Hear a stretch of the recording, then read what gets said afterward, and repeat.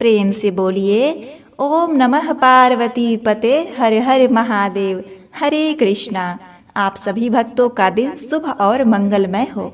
आज पौष मास के 5वें दिन की कथा हमें भगवान पर अटल विश्वास और संकटों से लड़ने की प्रेरणा देती है। हमें बताती है कि जो ईश्वर पर भरोसा रखकर धर्म मार्ग पर आगे बढ़ते हैं तो भगवान भव सागर में फंसे भक्तों को पार लगा देते हैं। तो अब श्रवण करते हैं आज की कथा। प्राचीन काल में रत्नसेन नाम का बड़ा ही धर्मात्मा राजा राज्य किया करता था। उसकी 2 रानियां थीं। घर में बड़ी रानी की ही मर्जी चलती थी, छोटी रानी की हमेशा अवहेलना होती। राजा भी छोटी रानी से उदासीन रहता था और छोटी रानी के दिन अत्यंत ही कष्ट में बीत रहे थे। छोटी रानी के 2 पुत्र मोहन और बसंत थे। राजा अपने दोनों बेटों का भी ख्याल नहीं रखते थे। दोनों को ना तो अच्छा भोजन मिलता था और ना ही अच्छे वस्त्र। बड़ी माँ की जली कटी बातें भी उन्हें सुननी पड़ती थी। छोटी रानी सब देखती और यह सब सहती रहती थी, पर बड़ी रानी को इससे भी संतोष नहीं। वह हमेशा छोटी रानी को नीचा दिखाने की चेष्टा करती थी। एक दिन क्या हुआ कि दोनों रानियां नदी में स्नान कर रही थी। बड़ी रानी ने एक षड्यंत्र रचा। उसने छोटी रानी को अत्यंत ही प्रेम से कहा, हे रानी आओ, तुम्हारे सिर में मैं लेप लगा दूं, तुम्हारे बाल मुलायम हो जाएंगे। अब लेप लगाने के बहाने उसने उसके माथे में जादू टोना किया हुआ भभूत उसके सर में लगा दिया। अब दुखियारी छोटी रानी देखते ही देखते एक तोता बनकर टी टी करती हुई उड़ गई। घर आकर बड़ी रानी ने कहा, छोटी रानी तो नदी में डूब गई। राजा ने उसकी बातों पर विश्वास कर लिया। छोटी रानी के जाते ही मानो राजभवन की लक्ष्मी चली गई। राजभवन में अंधकार फैल गया। छोटी रानी के दोनों पुत्र मोहन और बसंत के दुख की कोई सीमा नहीं रही। उधर तोता बनी रानी उड़ती उड़ती एक राजा के राजभवन में जाके बैठ गई। राजा की एक अत्यंत ही सुंदर बेटी थी। राजा की बेटी ने अपने पिता से कहा, हे पिताजी, मैं उस तोते को लेना चाहती हूँ। देखो तो उस तोते का पंख सोने का है। अब राजा के आदेश से उस तोते को पकड़ लिया गया और बंद कर दिया गया। धीरे धीरे समय बीतने लगा।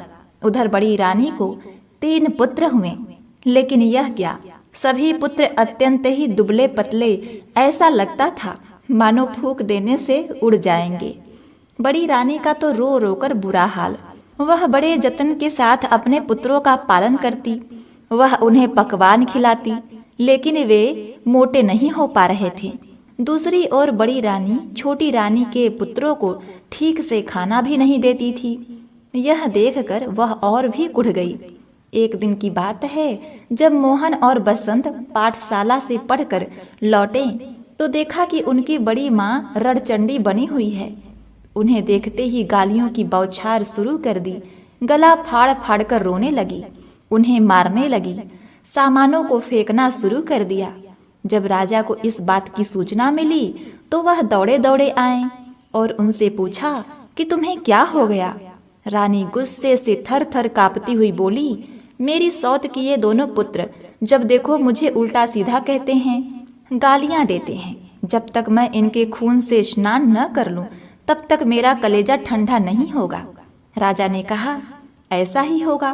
फिर उन्होंने जल्लाद को बुलाया और आदेश दिया कि इन दोनों भाइयों को मारकर इनका खून लाकर बड़ी रानी को दे दो। मोहन और बसंत का रो रो कर बुरा हाल था, पर जल्लाद को राजा के आदेश का पालन करना था। सो उनके हाथ पैरों को रस्सियों से बांधकर बलि देने के लिए वह ले जाने लगा। मोहन बसंत के चित्कार को सुनने वाला वहां कोई नहीं था। प्रिय भक्तों, वही जल्लाद मोहन बसंत को एक जंगल में ले गया। वहां उनके वस्त्र उसने उतरवा दिए और पेड़ की छाल उन्हें पहना दी। मोहन बोला, भाई, हमारे भाग्य में यही लिखा था। अब जल्लाद ने उसके हाथ पैर खोल दिए और कहा, राजा की आज्ञा है राजपुत्रों, क्या करता। मुझे माननी ही थी, पर तुम लोगों को मैंने अपनी गोद में खिलाया है। तुम्हारा खून मैं कैसे कर सकता हूँ। तुम्हारी हत्या करते समय हमारे हाथ कांपने लगेंगे। हमारे नसीब में जो लिखा है वही होगा। तुम चादर ओढ़ लो और इस जंगल से निकल जाओ। कोई तुम्हें राजपुत्र के रूप में पहचानेगा नहीं।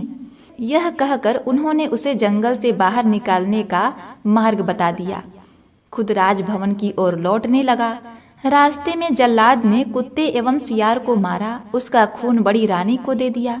खून पाकर बड़ी रानी बहुत ही प्रसन्न हुई। उसने उस खून से स्नान किया और खिलखिलाती हुई अपने पुत्रों को अत्यंत स्वादिष्ट भोजन कराया और खुद भी खाया।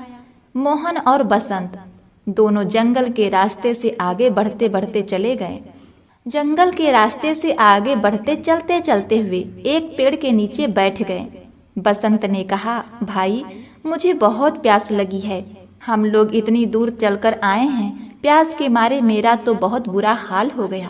बसंत ने कहा, ठीक है, तुम यहीं प्रतीक्षा करो, मैं देखता हूँ कि आसपास कहीं पानी है या नहीं। प्रिय भक्तों, मोहन पानी की तलाश में चला। एक जगह उसे एक तालाब दिखाई दिया, लेकिन समस्या यह थी कि पानी लेकर आए कैसे। उसे अपनी चादर का ख्याल आया। अगर चादर को पानी में अच्छी तरह भिगो लिया जाए तो बसंत की प्यास मिट सकती है। यह सोचकर तालाब में उतरा। जिस राज्य की सीमा के अंतर्गत वह तालाब था, उस राज्य के राजा का अचानक देहांत हो गया। राजा की कोई संतान नहीं थी। समस्या उत्पन्न हुई कि राज सिंहासन पर कौन बैठेगा। सिंहासन को खाली नहीं रखा जा सकता। इस पर काफी विमर्श हुआ। प्रिय भक्तों, अंत में मंत्रियों एवं प्रजा ने मिलकर तय किया कि जिस व्यक्ति के माथे पर तिलक होगा उसे ही राज सिंहासन पर बैठाया जाएगा। योजना के अनुसार एक सफेद हाथी की पीठ पर सिंहासन बांधकर हाथी को छोड़ दिया गया। वह हाथी माथे पर राज तिलक वाले व्यक्ति की खोज में निकल पड़ा। इस प्रकार इस क्रम में उस तालाब के पास पहुंचा जहां मोहन अपनी चादर को पानी में भिगो रहा था।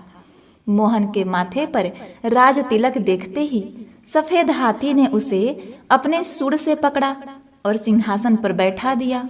मोहन बसंत बसंत पुकारने लगा, पर सब बेकार। सफेद हाथी मोहन को लेकर तेजी से नगर की ओर चल दिया। उधर बसंत पेड़ के नीचे बैठा भाई के आने का इंतजार कर रहा था। बहुत देर तक जब उसका भाई नहीं आया तो डर के मारे वह रोने लगा। सारा दिन बीत गया। रात हुई तो रो रोकर वह वहीं सो गया। दूसरे दिन सुबह एक सन्यासी उधर से गुजर रहा था। बसंत को उस हाल में देखकर उसे बड़ी दया आई। उसने उसे गोद में उठा लिया और जंगल में बनी अपनी कुटिया में ले गया।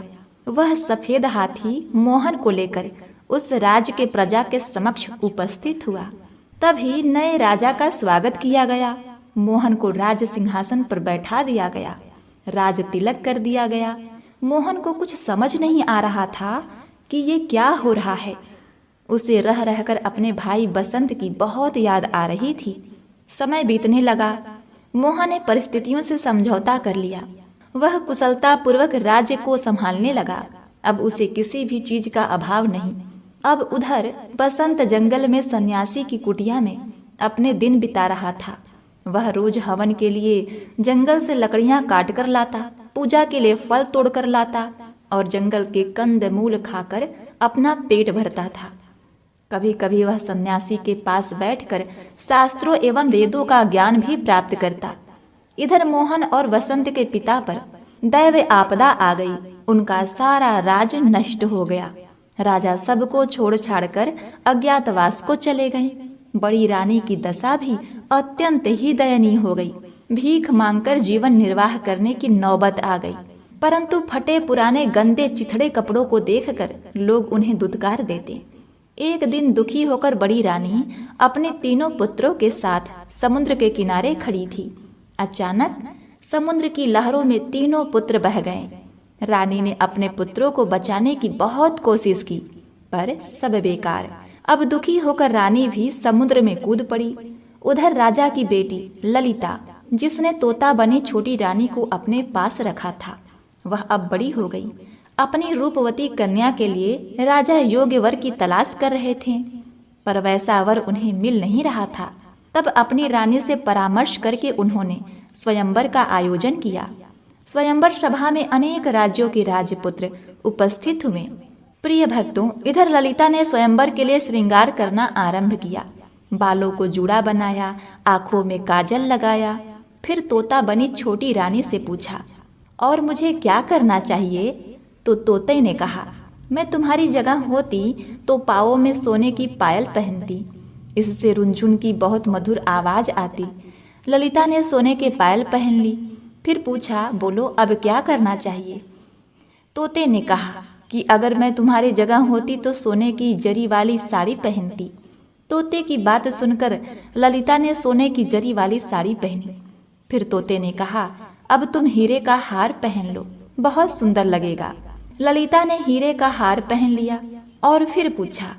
अब तोते ने कहा कि काने में जड़ाऊं कर्णफूल और मांग में हीरे का टीका पहनने से ही नारी का श्रृंगार पूरा होता है। ललिता ने सारी चीजें पहन ली। अब तोते ने कहा, सब तो हुआ, पर मुग्धा न होने से श्रृंगार तो पूरा होगा ही नहीं। तुम्हारे पास तो गजमुक्ता है ही नहीं। अगर स्वयंवर में आए हुए राजकुमारों में से कोई गजमुक्ता ला दे तो समझना वही तुम्हारे योग्य वर है।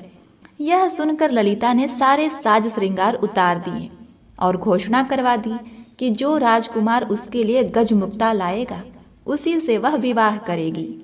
घोषणा सुनते ही सारे राजकुमार गजमुक्ता की खोज में निकल पड़े। राजकुमारों ने सुना था कि सभी हाथियों में गजमुक्ता नहीं होती। समुद्र के किनारे पाए जाने वाले किसी किसी हाथी में ही गजमुक्ता होती है। अतः सारे राजकुमार समुद्र की ओर चल पड़े। समुद्र के किनारे पहुंचने से पहले ही हाथियों के एक झुंड ने उन पर धावा बोल दिया, जिस कारण अनेक राजपुत्रों के हाथ पैर टूट गए, अनेक घायल हो गए और इस तरह सब हताश होकर निराश होकर वापस लौट आए। कुछ दिनों बाद यह समाचार मोहन बने राजा के कानों तक पहुंचा। उसे राजपुत्रों की दुर्दशा पर दया आ गई और ललिता के आचरण पर अत्यंत ही क्रोध आया। उसने निश्चय किया कि वह ललिता के अहंकार को चूर चूर कर देगा। प्रिय भक्तों, अब देखिए, उसने ललिता के पिता के राज्य पर आक्रमण कर दिया।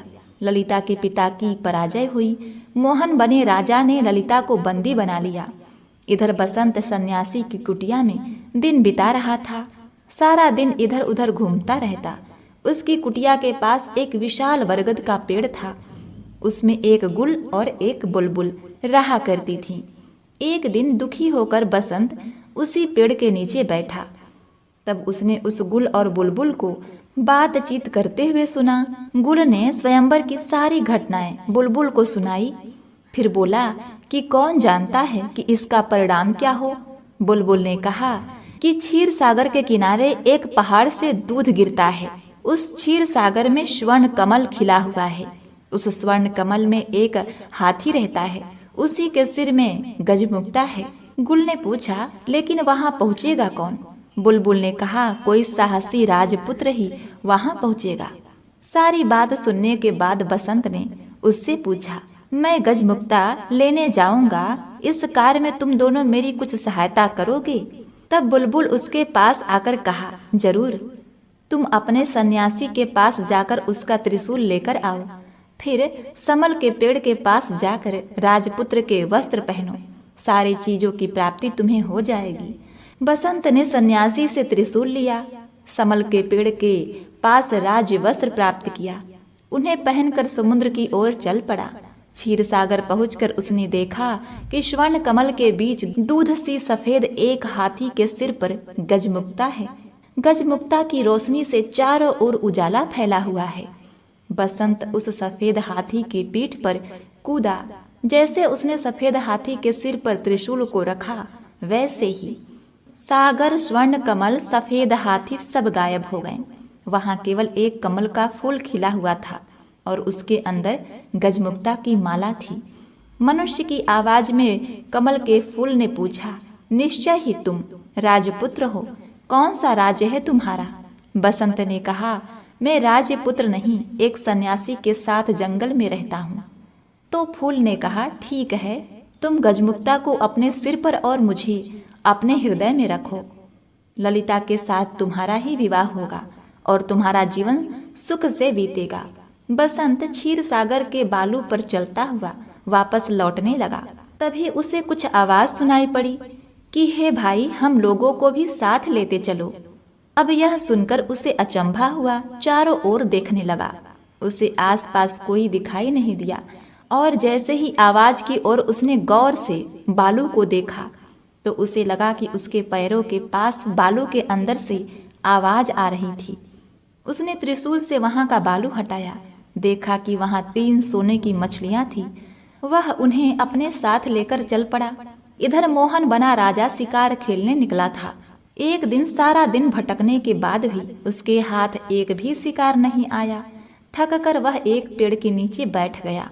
अचानक उसे याद आया कि वह अपने भाई बसंत को इसी पेड़ के नीचे छोड़कर पानी लाने गया था और फिर एक हाथी उसे इस राज्य में ले गया। फिर वह कभी इस जगह लौटकर नहीं आ सका। बसंत का क्या हुआ होगा, कहाँ गया होगा, क्या वह जीवित होगा? यह सोचकर वह रो पड़ा। राजभवन में लौटने के बाद भी वह केवल बसंत के बारे में सोचता रहा। बसंत गजमुक्ता लेकर ललिता के राज में गया तो वहां उसे पता चला कि मोहन राजा ललिता को बंदी बनाकर अपने राज में ले गया है। बसंत सीधा मोहन राजा के राज भवन में पहुंचा। राजा के अंगरक्षकों को 3 सोने की मछलियां देकर कहा कि अपने राजा से कहो कि ललिता को छोड़ दे। लेकिन मोहन राजा तो अपने भाई के शोक में डूबा हुआ अपने कमरे का दरवाजा बंद करके अंदर बैठा हुआ था। राजा की आज्ञा की प्रतीक्षा में बसंत 7 दिनों तक हाथ में त्रिशूल लिए सिर पर गजमुक्ता रखे राजमहल के सामने बैठा रहा। 8वें दिन मोहन राजा थोड़ी सामान्य हुआ तो दासियां सोने की मछलियों को काटने बैठी। लेकिन आश्चर्य, मछलियां बोल उठी कि हमें न काटो, हम राजा के भाई हैं। अंगरक्षकों ने जब राजा मोहन को बसंत की बात बताई तो वे स्वयं राजभवन से बाहर आए। वहां उसने अपने भाई बसंत को देखा तो दौड़कर उसे अपने गले लगा लिया। तभी वे दासियां उन बोलने वाले सोने की मछलियों को लेकर राजा के पास पहुंची। लेकिन आश्चर्य, मोहन राजा के हाथ लगाते ही तीनों मछलियां 3 मनुष्य के रूप में बदल गई। उन्हें देखते ही वे पहचान गए कि वे बड़ी रानी के पुत्र थे। मोहन बसंत ने बड़ी रानी और राजा के दुर्भाग्य की सारी बातें उनसे सुनी और उनकी आंखों में आंसू बहने लगे। 5 भाई आनंद पूर्वक राजभवन में रहने लगे। मोहन राजा अपने भाई बसंत के विवाह की तैयारी करने लगा। उसने ललिता के पिता के पास समाचार भेजा कि उन्हें मुक्त किया जा रहा है। पिंजरे के तोते ने ललिता को खुशखबरी दी कि गजमुक्ता लेकर राजकुमार आया है। ललिता बोली, जानती हूँ। उसी समय एक दासी दौड़ती हुई आई और उसने प्रसन्नता पूर्वक कहा कि गजमुक्ता लाने वाला राजपुत्र राजा मोहन के भाई हैं। अब ललिता बहुत ही प्रसन्न हुई।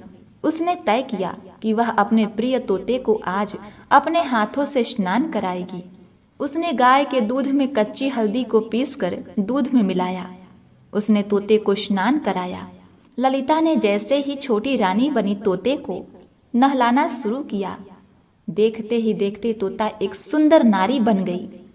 ललिता ने आश्चर्य से पूछा, तुम कौन हो, परी हो या देवी? वह बोली कि हे राजकुमारी, मोहन और बसंत मेरे ही बेटे हैं। उसके बाद उसने अपने साथ घटी सारी बातों को उसे बता दिया। अगले दिन ललिता के साथ बसंत का विवाह धूमधाम से संपन्न हुआ। विदाई के समय ललिता ने अपने पिता से कहा, मैं पालकी में अकेले ही जाऊंगी। सभी से विदा होकर ललिता सुंदर पालकी में बैठ गई। उसने चुपके से छोटी रानी को अपनी पालकी में बैठा लिया। बसंत भी अपने पालकी में बैठ गया। मोहन राजा के महल के पास जब पालकी रुकी तब उससे ललिता के अलावा एक अपूर्व सुंदरी नारी थी, वह उतरी। सब उसे आश्चर्यचकित होकर देख रहे थे। उसने पालकी से उतरते ही पूछा, कहाँ है मेरे मोहन बसंत, मेरे पास आओ। माँ की पुकार सुनकर मोहन बसंत दौड़कर आए और उससे लिपट गए। अब बड़ी रानी के 3 पुत्र भी दौड़कर वहां पहुंच गए। इस सुखद समाचार को सुनकर थोड़े दिनों बाद राजा भी लौट आए। इस प्रकार छोटी रानी के दुखों का अंत हुआ। सभी के दिन सुखपूर्वक व्यतीत होने लगे। प्रिय भक्तों, इसलिए कहते हैं कि चाहे विपत्ति कितनी भी अधिक क्यों न हो, हमें धर्म का मार्ग नहीं छोड़ना चाहिए। भगवान पर विश्वास रखकर अच्छे वक्त की प्रतीक्षा करनी चाहिए, धैर्य धरना चाहिए। भगवान अपने भक्तों को कभी भी निराश नहीं करते। यह छोटी रानी की भगवान के प्रति भक्ति और श्रद्धा ही थी कि उनके दोनों बेटे सुरक्षित रहें और छोटी रानी के पति भी उन्हें वापस प्राप्त हो गए। प्रिय भक्तगणों, सूर्य भगवान की आरती सुनते हुए इस कथा का समापन करते हैं। ओम जय सूर्य भगवान, जय हो दिनकर भगवान, जगत के नेत्र स्वरूपा तुम हो त्रिगुण स्वरूपा, धरत सब ही तब ध्यान, ओम जय सूर्य भगवान, ओम जय सूर्य भगवान। सारथी अरुण है प्रभु तुम, श्वेत कमल धारी, तुम चार भुजाधारी, अश्व है सात तुम्हारे, कोटि किरण पसारे, तुम हो देव महान, ओम जय सूर्य भगवान, ओम जय सूर्य भगवान, जय हो दिनकर भगवान। उषा काल में जब तुम उदयाचल जाते, सब तब दर्शन पाते, फैलाते उजियारा, जागत तब जग सारा, करे सब गुणगान, ओम जय सूर्य भगवान, ओम जय सूर्य भगवान, जय हो दिनकर भगवान। संध्या में भुवनेश्वर अस्ताचल जाते, गोधन तब घर आते, गोधूली बेला में, हर घर आंगन में हो तब महिमा गान, ओम जय सूर्य भगवान, ओम जय सूर्य भगवान, जय हो दिनकर भगवान। देव दनुज नर नारी, ऋषि मुनिवर भजते, आदित्य हृदय जपते, स्रोत ये मंगलकारी, ईश की है रचना न्यारी, दे नव जीवन दान, ओम जय सूर्य भगवान, ओम जय दिनकर भगवान। तुम हो त्रिकाल रचयिता, तुम जगत के आधार, महिमा तब अपरंपार, प्राणों का सिंचित करके, भक्तों को अपने देते, बल बुद्धि और ज्ञान, ओम जय सूर्य भगवान, जय सूर्य भगवान, जय दिनकर भगवान। भूचर जल पर खेचर, सबके हो प्राण तुम्ही, सब जीवों के प्राण तुम्ही, वेद पुराण बखाने, धर्म सभी तुम्हें माने, तुम ही सर्वशक्तिमान, ओम जय सूर्य भगवान, जय सूर्य भगवान, ओम जय दिनकर भगवान। पूजन करती दिशाएं, पूजे दश दिक्पाल, तुम भुवनों के प्रतिपाल, ऋतु में तुम्हारी दासी, तुम शाश्वत अविनाशी, शुभकारी अंशुमान, ओम जय सूर्य भगवान, जय हो दिनकर भगवान, जगत के नेत्र स्वरूपा, तुम हो त्रिगुण स्वरूपा। धरत सब ही तब ध्यान, ओम जय सूर्य भगवान। जय हो दिनकर भगवान, ओम जय सूर्य भगवान। ओम गंगणाधिपते नमः।